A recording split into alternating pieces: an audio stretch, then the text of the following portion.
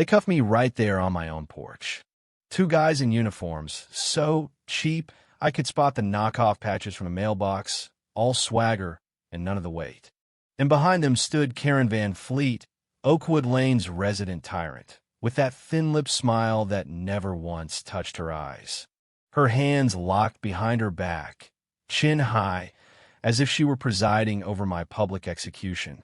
"You're under arrest for violation of community bylaws," she declared, her voice sharp as a gavel. And you'd better believe she was savoring every syllable. You want to know how a retired police chief ends up in handcuffs over a trash can and a patch of grass? Well, buckle up, because this story doesn't go where you think it will. Let me back up a sec. When I first landed on Oakwood Lane, what hit me hardest was the hush cozy, not empty, like an old quilt wrapped tight. The houses had just enough where to feel real, shutters sun-faded, porches creaking, old oaks stretching over the street like sentries. After 20 years running SWAT, and God knows how many chasing bad guys through alleys and boarded-up houses, I was done with adrenaline. My knees ached, my back popped, and every night I heard the echo of sirens in my dreams. This place was my reward. A porch to sip coffee, a little workshop to tinker, neighbors who actually said good morning. Duke Harrington, all barrel chest and ball cap, was the first to welcome me, and before the week was out, the Matthews kids were racing up and down my drive. For 3 weeks, I had peace. Real peace. But, old habits don't retire. I still clocked strange cars, checked the fence lines, made mental notes of who passed my house too often. Maybe I was jumpy. Maybe I was right to be. Then one Tuesday, I stepped outside and found a red slip fluttering under my wiper. Notice of violation. Oakwood Homeowners Association. Funny thing, I never signed up for any HOA, and the realtor swore on her commission there wasn't one. Fine for the lawn being a quarter-inch too tall, $50 due in 10 days. I laughed and chucked it in my pocket. Next day, another red slip. Trash bins visible past 3-hour limit. This time, $75. That's when the joke stopped being funny. I saw Mrs. Matthews hustle her kids past me, eyes flicking from the slip to my face, as if I'd been marked. And up in the Van Fleet window, maybe it was my imagination, but I could have sworn I saw a curtain twitch. That afternoon, Duke came over, scowling. "You got one too?" he muttered. "She's been at it for months. My wife paid her off $200 just to shut her up." I asked. "Karen Van Fleet," Duke said, lowering his voice like he was scared she'd hear.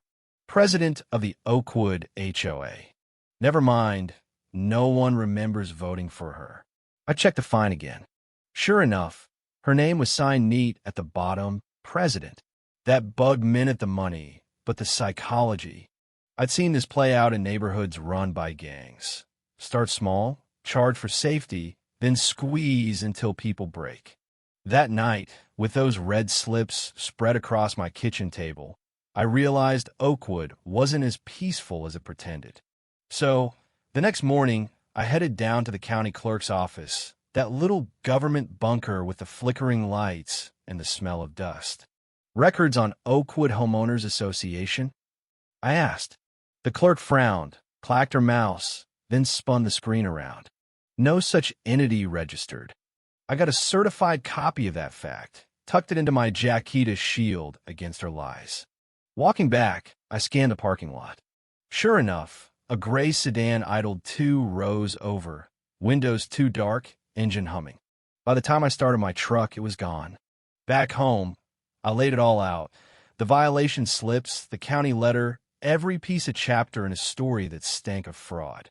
But I didn't storm the police station. I knew Karen would deny everything, maybe even spin it on me. I needed more.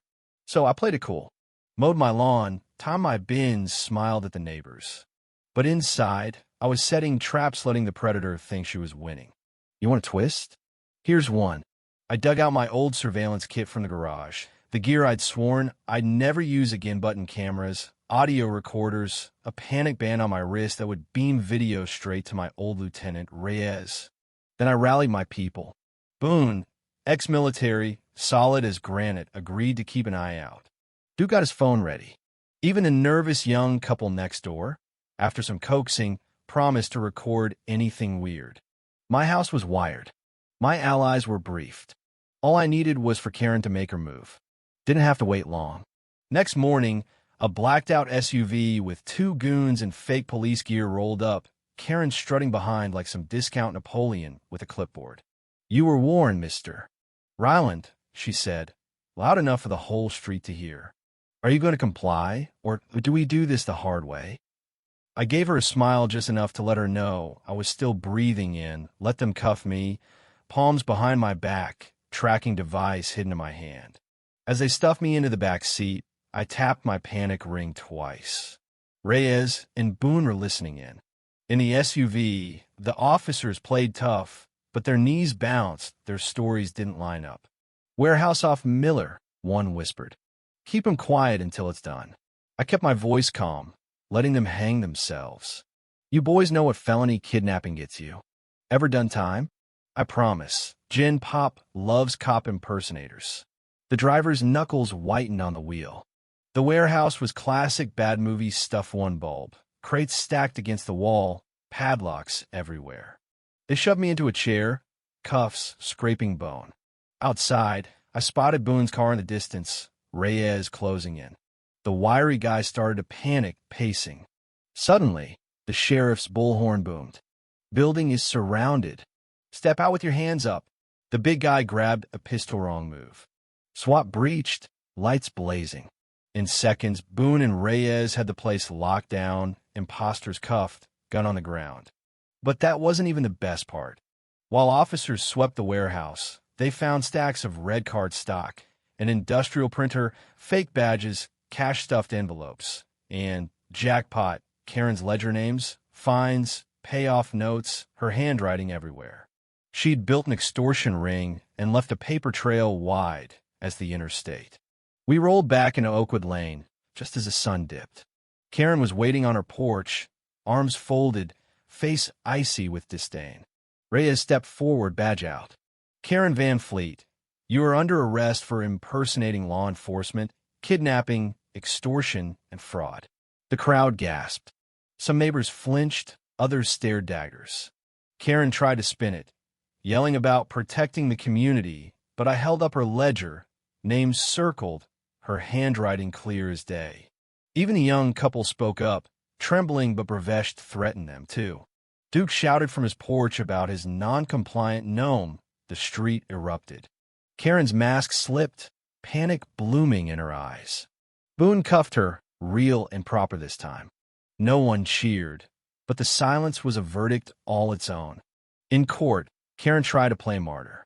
Her lawyer painted her as a misunderstood savior, but the evidence was too much audio, video, handwriting cash. The jury didn't buy a word of it. Guilty on all counts. The judge handed down 15 years, restitution, a lifetime ban from anything HOA related. As the marshals led her out, Karen shrieked that Oakwood would fall apart without her. But nobody was listening. Afterward, the neighborhood changed.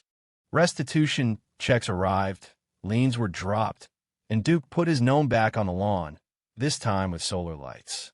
People lingered longer on porches. The fear had broken. On my desk at the precinct, I kept one of Karen's fake badges under glass knot as a trophy, but as a reminder, authority's not about paperwork or fake power. It's about trust, about neighbors watching each other's backs. So, here's my last word. If you think peace is just quiet, you've never lived under the thumb of someone like Karen Van Fleet. Real peace is earned sometimes with coffee on a porch, sometimes by standing up when it's easier to stay quiet, and sometimes, by letting the world see what happens when ordinary people say enough. Now, I want to know if it was your street. Would you fight back or let the Karens run the show? Comment below, share your story, and tell Mewhat, does justice look like where you live?